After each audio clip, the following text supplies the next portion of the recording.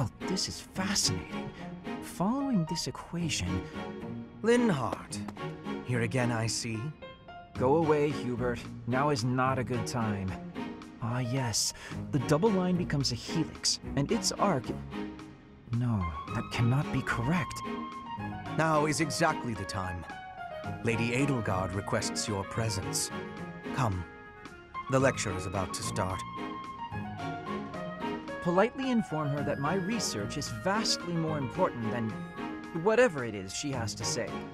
While your passion may be admirable, it is sadly misdirected. This matter takes priority. Return to your hobby when your duty is done. Hobby? This research will most certainly prove useful in the future. The Empire requires you to be useful now. I should think you would want the same.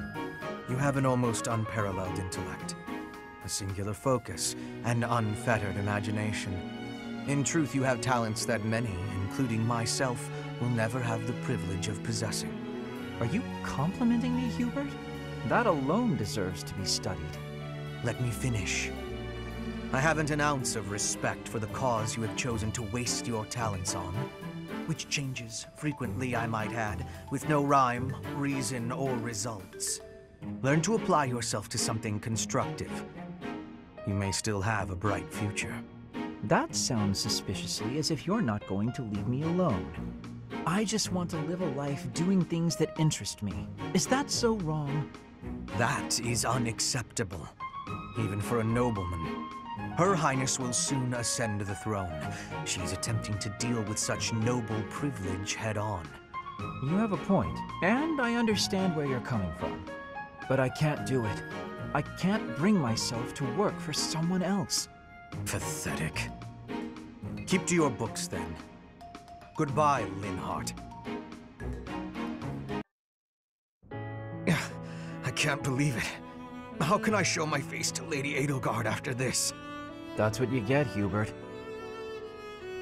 If you rested like me, you wouldn't collapse from exhaustion.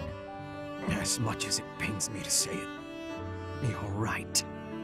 But to be looked after by you, of all people, that might be the worst part of this. I don't know how to feel, to be honest. So for now, let's pretend I thanked you. Oh, come now. Even I wouldn't abandon someone who collapsed. You would have in a heartbeat if anyone else had been around. Ah, yes. Quite accurate, Hubert. Why would I ever bother to be a decent person if there were anyone else I could foist the duty upon? If your situation turned bad, it would have been an absolute hassle. I could never just leave you there. If that were the sort of man you truly were, we could never be friends. But if we weren't friends, I probably would have just left you. Shame you're so reluctant to do any real work. You're actually pretty good at this. Made sure I was comfortable, checked carefully for injuries, even carried me here yourself.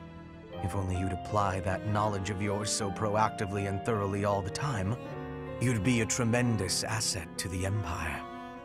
There you go again. I see no problem with staying just the way I am. Think of it this way. In an anthill, 20% of the ants are asleep at any given time. And it's not because they're lazy. Far from it. When the working ants become tired, they go to sleep and the others wake up. That's me. I'm the ant who rests so I can work later when other people are tired. Maybe that's true.